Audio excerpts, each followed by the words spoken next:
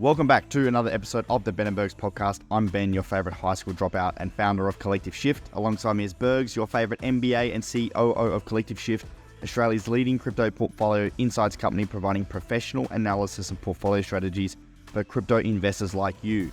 We are a unique blend of the established and the self-made, and we're here to break down crypto, business, and personal growth. But we're not here just to talk crap. We're giving you the insights you need to make better investments, build successful businesses, and level up your life. And recently, I went to business school. I went back to school for a week up on the Gold Coast, went to Bond University for a business-intensive course, which is a part of the Entrepreneurs Organization, which is a group Bergs and I are a part of, which is basically an entrepreneurial business group that organizes different educational sessions and courses and a bunch of different stuff. But this was an opt-in opportunity, and I saw Bond University, I saw EO, and I thought, fuck it, let's go to school. So I went up there for a week, and it was really eye-opening. So I left school when I was 17, left at the start of year 12. School really wasn't for me. I was running my sportswear business back then. I was super busy building that. I didn't really like school. I felt it wasn't teaching me the things I needed to build my entrepreneurial skill sets and the future I wanted to live. So I convinced my mum and dad to let me quit school, and they gave me a year to build up my business and, path the way to be able to afford to live on my own. And they gave me 12 months to do that. Fortunately, I was able to do that within 12 months, so I didn't have to go back to school, thank goodness.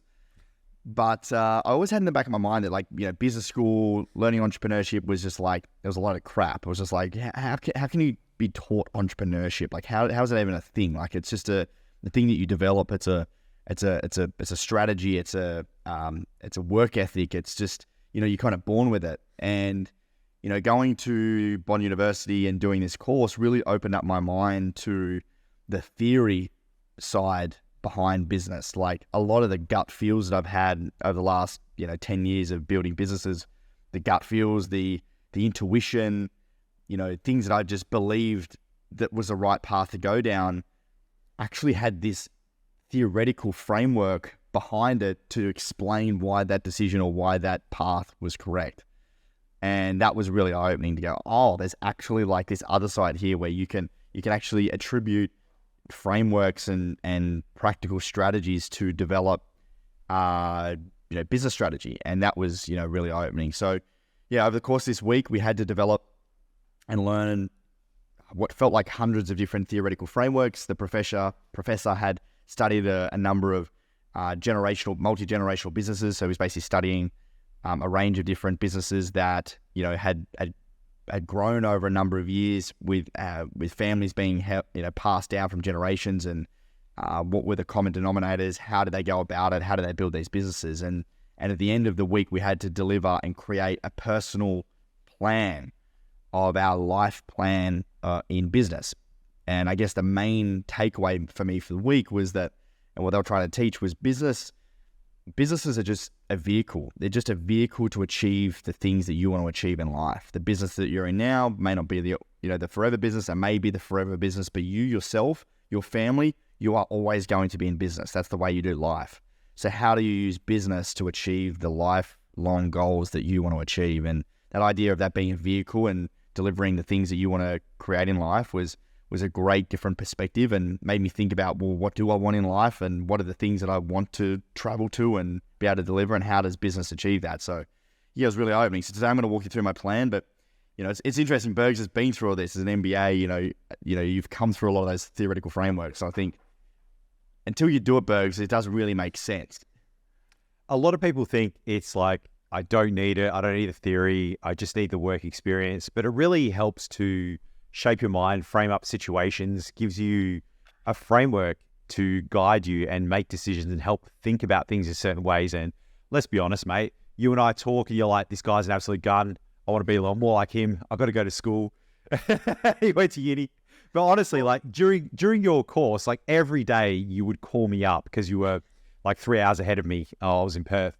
And you'd be like, bro, we had this guy in, and he talked about this with his business and his family and how he thinks this way, and there's this framework, and it's just so good. And then the next day you're like, we can do this and we can apply it to our business. And that's really the best way to learn, through experience, through business cases, having people talk to you, being able to question them, applying frameworks and research to your situation really gives you a well-rounded view.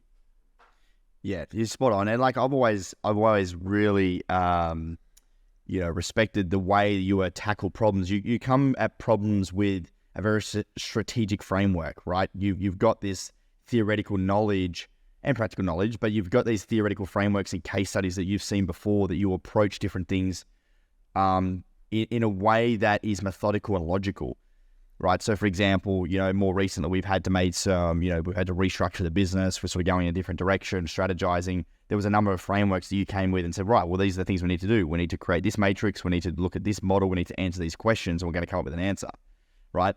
Versus what I would have done without that knowledge would have been a completely different strategy. It would have been more intuition-based, gut feel, thoughts, like getting on a piece of paper and maybe just going and doing it and then just figuring it out later and iterating.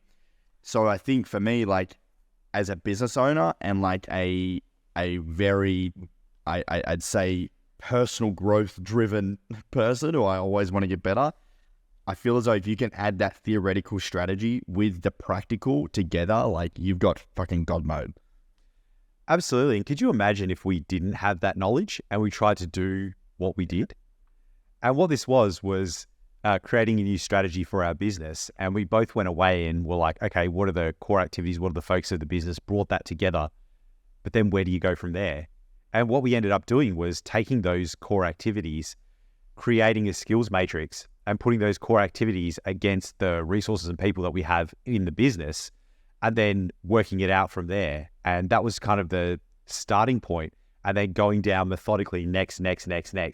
And if we didn't have that knowledge, mate, where would we end up? It'd be kind of gut feel, intuition, hoping for the best. Whereas it doesn't make the decision for you, but it guides you to a better decision. Yeah, 100%. So yeah, I'm going to walk you through a little bit of my plan that I created. So at the end of this week, we had to present to the rest of the 20 people doing the course our plan. And it was interesting for me because I was the youngest there by far, and a lot of the other business owners that were there had families and they had, multi-generational businesses, and a lot of the businesses there were like absolutely crushing it. Like, I really learned a lot from a lot of these other business owners. So, one of the first frameworks we learned, or the theories, not framework, it was a theory, was the idea of doing gets in the way of the thinking. And I think for so many entrepreneurs, this is a big problem. This was like my opening statement of my plan, that for me, like, I don't necessarily think, I don't overthink. I'll see something and I'll just go do it, right? Like I'll think about a new idea, or like, and Bergs will test this. I'll see the new shiny object and it's like, yeah, that sounds amazing. Let's fucking barrel into it. Let's go do that.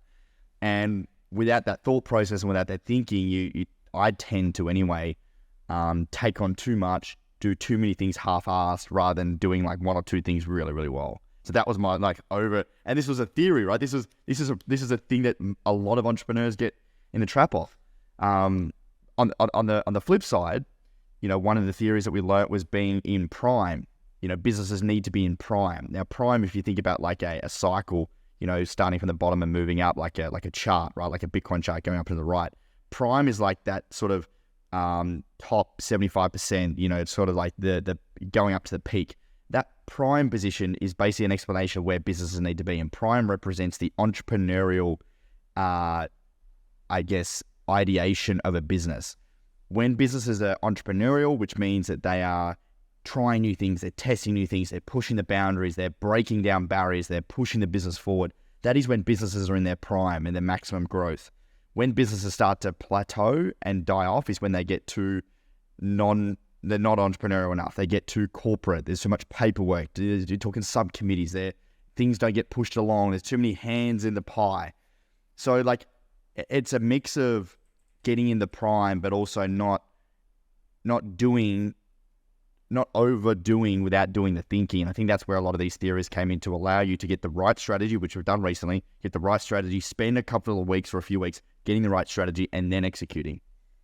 Absolutely. And if you think of it like maybe a quadratic graph or a normal distribution where you're on the way up, when you're at that peak as a company, that is when you are your most vulnerable. And if you don't have a growth strategy, if you're not going into new markets, if you're not doing a market penetration strategy, if you don't have new products, new extension, all those entrepreneurial endeavors to take you to the next level, you are on the way down. Yeah. because you're fighting in a red ocean and you're not going to win and you don't have a strategy to get you to that next point. And that's where you need entrepreneurs. And it's so funny you say, Ben, that doing gets in the way of thinking. I'm the opposite. Thinking gets in the way of doing. I'll overanalyze the situation. And it's funny, like imagine like our team's running a race. Like we're on a track, okay? We're at the start line and we're all talking about like how far we're going to run, what the race is, what we're going to do. And you're like, yeah, cool. When we turn around and you're already at the 500 meter mark and we're still talking about it. And it's like the balance between the two. We don't even get going and you're already way ahead. But I think that's how, like, as business partners, that's how we work well, right? Like me in the company, my job is the founder and the entrepreneur is just to think big, go hard, and just try and make shit happen. Bergs' role in the company, COO, is the thinking, it's the strategy, it's bringing everyone together, it's making sure we do things efficiently and productively, right? So yes, I might be the 500 meter mark, but I might be running the wrong way, right? Yeah. Bergs is going to map out the right like angle of the track and where you need to be at what point to maintain the stamina to make sure you get to the end, you know?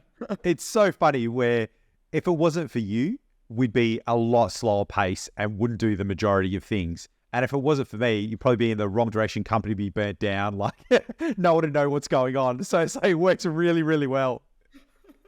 You need the horse and cart, mate. That's what you need. That's it. So the next part, which was a real big sort of framework and theory, was this idea of church and state. And if you think about church and state being, you think about a line in the middle, and above the line is the church, and below the line is the state. The state, if you think about the state, is like, the business. It's the activities that you're doing. The state generates the value, it generates the money, that's the economy, right? It's let's say collective shift for me is below, that's the state.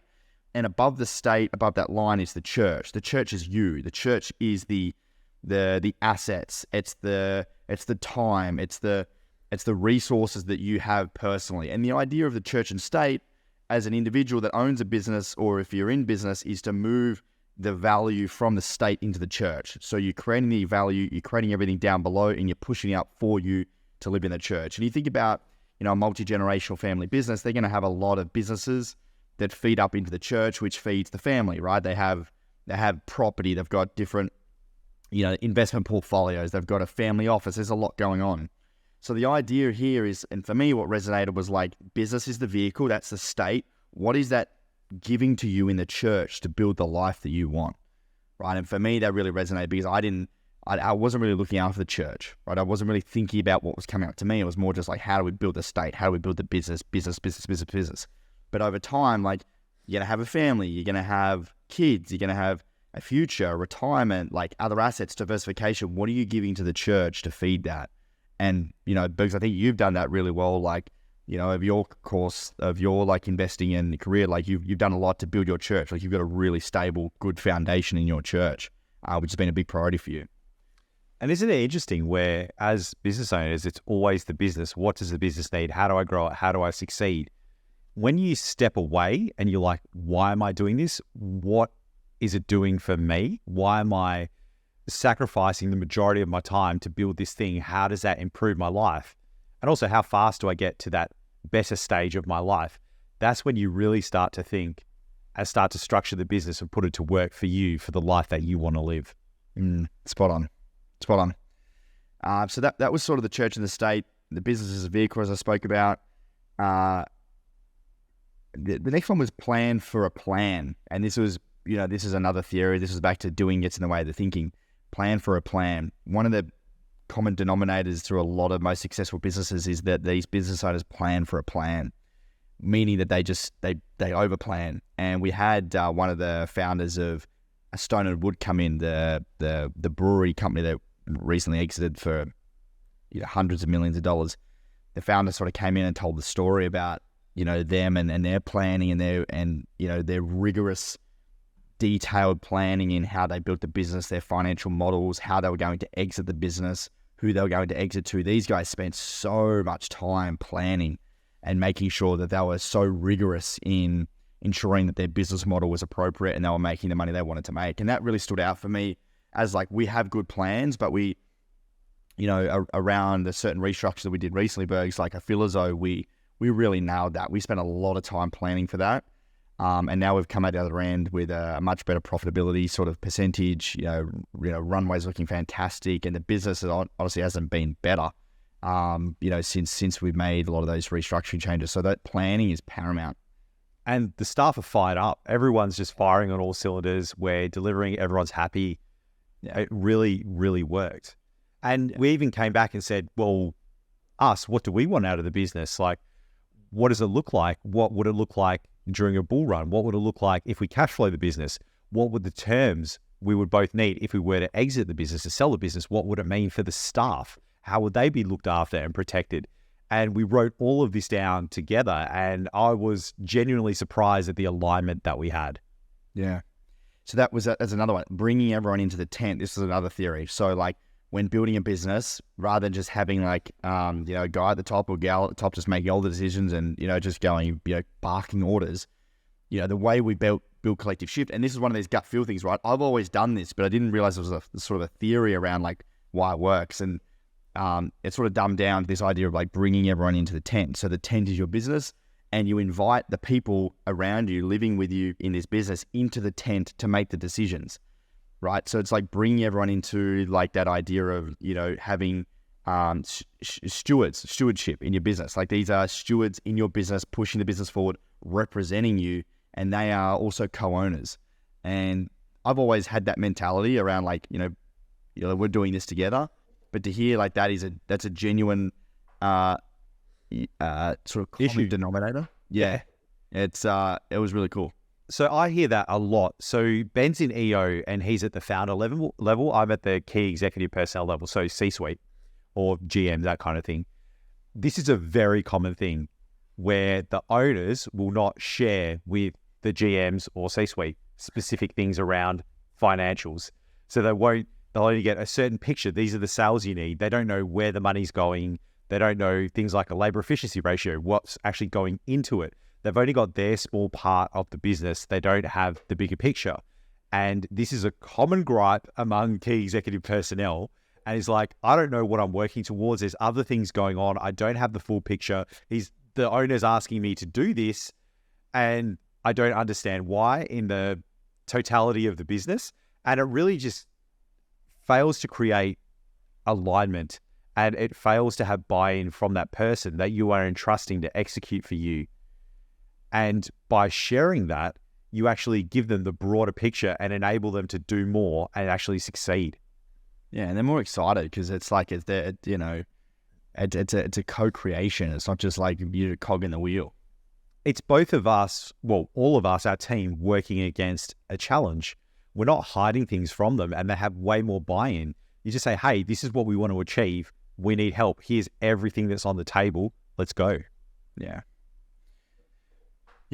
And so that kind of leads into the next framework, which is, this is what Ross from Stone and Wood really made it clear, was this rigorous financial framework. So, they spent so much time on their financial model to ensure that they were meeting the profitability margins that they wanted to. And this sort of merged with another framework or another theory called the agency costs or agency theory. And agency theory is just this idea of, the operational cost of the business. So the agency theory is like the fat or the opportunity to trim operational costs to increase profitability.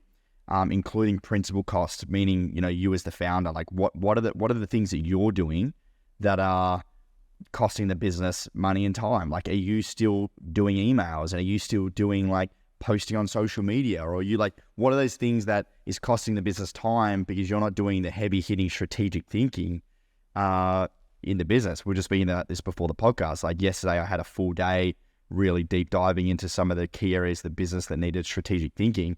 I haven't had that time in a long time, but that's the most important thing you should be doing. So the principal cost of you not doing that, what is the cost of you not doing the most important things in the business? Well, it's probably not going to push the business forward because you're too far in the weeds.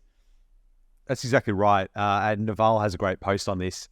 A principal is an owner and an agent is employee. A principal's incentives are different than an agent's incentives. And if you can work on incentives, don't work on anything else. Yeah. And when you do deals, it's better to have the same incentives.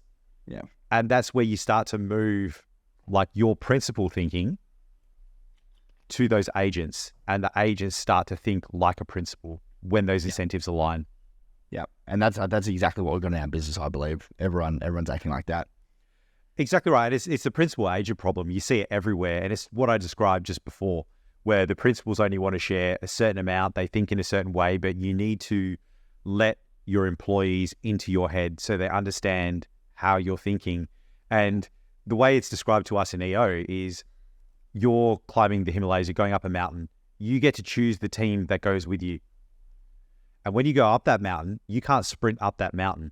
You have to make sure your team is with you, they understand what's going on, and they're very close by, and you proceed together. Otherwise, you will fail and you will die. Yeah, you're all fucked. Yeah, that's it. Next one is opportunity in chaos. There's opportunity in chaos. So like this really resonated me with crypto, right? Like there's a lot of chaos in crypto, but that's where the opportunity lies, because most people run from chaos. Most people like,